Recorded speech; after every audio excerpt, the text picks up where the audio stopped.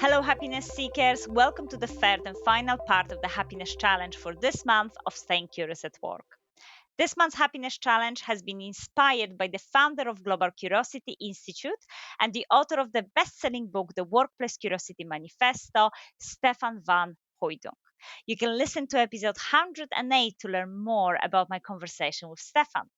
But for the last 3 weeks, as part of the happiness challenge, I have been practicing 3 dimensions of curiosity: reflective curiosity, the desire to understand our deeper drivers, beliefs, and be in tune with our inner self; cognitive curiosity, the interest or drive to understand the world and environment around us; and empathic curiosity, the level of openness towards others, their thoughts, their feelings, their perspective. And I was practicing this because curiosity is essential for happy life. And also at work, it results in work engagement, job satisfaction, and innovation. So, hey, wouldn't we all like to have more of that? So, this is what I have learned from my challenge.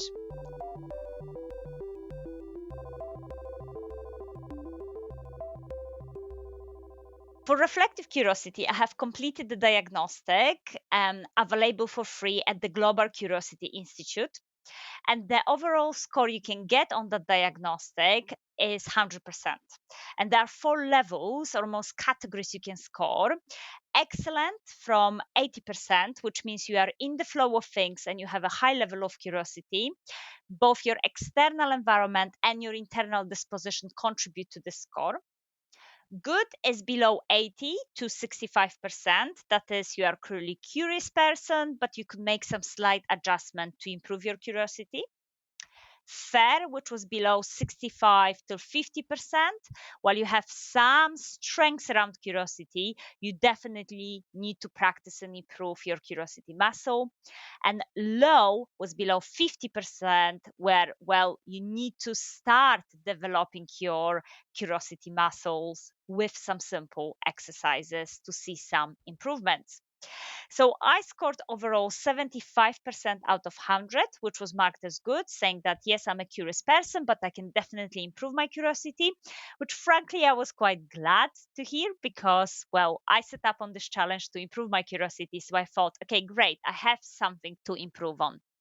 And the diagnostic measured the 3 dimensions of curiosity.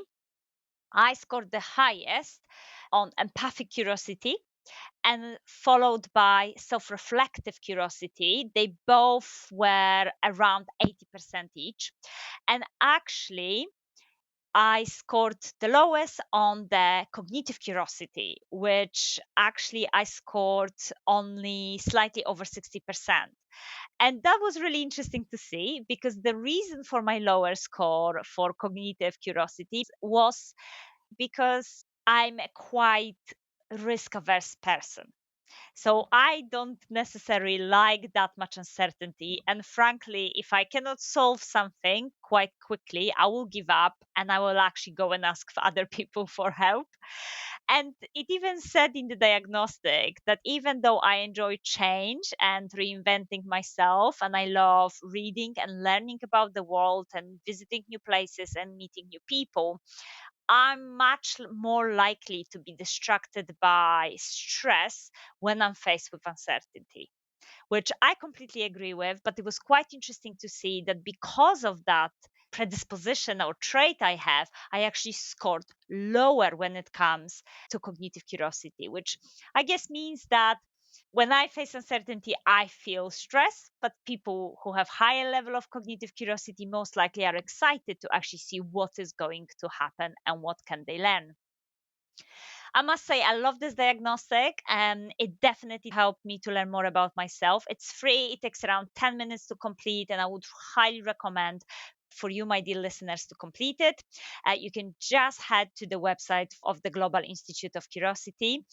And I'm definitely planning to recommend it to each of my team members at work so they can all complete it and then we can discuss our scores and really learn from each other.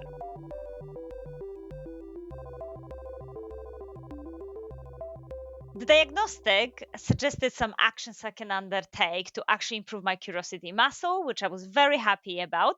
For the cognitive curiosity, it suggested making myself a curiosity promise. And actually, that was what I already set out to do.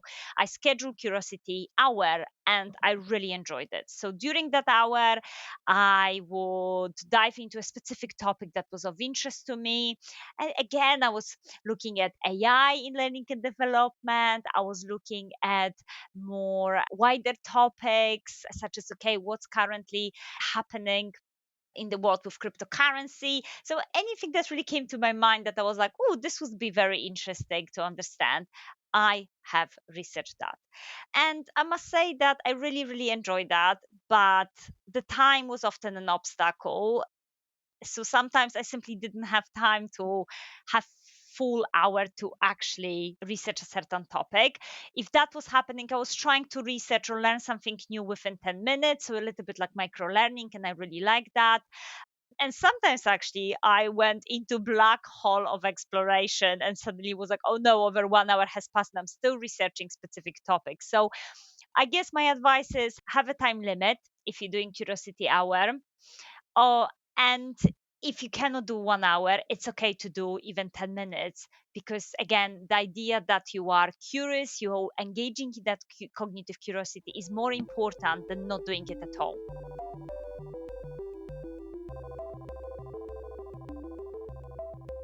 For empathic curiosity, I was making every conversation count and I enjoyed that the most. Well, I'm kind of not surprised by it because I scored the highest in this curiosity. So clearly, it brings me lots of satisfaction. I reconnected with ex colleagues. I had 30 minutes curiosity conversations with new colleagues outside of my sector and love that idea that we can be stopping, taking a moment and engaging with colleagues at a more curious level, and then thinking about who we can reconnect with, who we can connect, how can we meet new people. I absolutely love that specific aspect. And again, the diagnostic suggested similar action, but also interestingly, it stressed that we need to find ways to keep curious in our relationships with our loved ones to really ignite them, and had this really interesting line which said that most divorces are not because of people fight but because they are bored. They did not invest in their relationships, which at that point I thought, oh my God, when I was practicing this challenge, I was only thinking about work and kind of wider and social connections.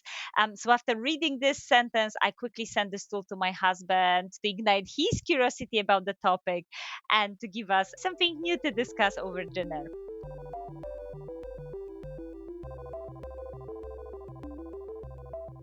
So, to summarize, being curious is indeed really expansive. The more we are curious, the more we are open to change, and the more we grow and learn. And really, this turns us into a better version of ourselves.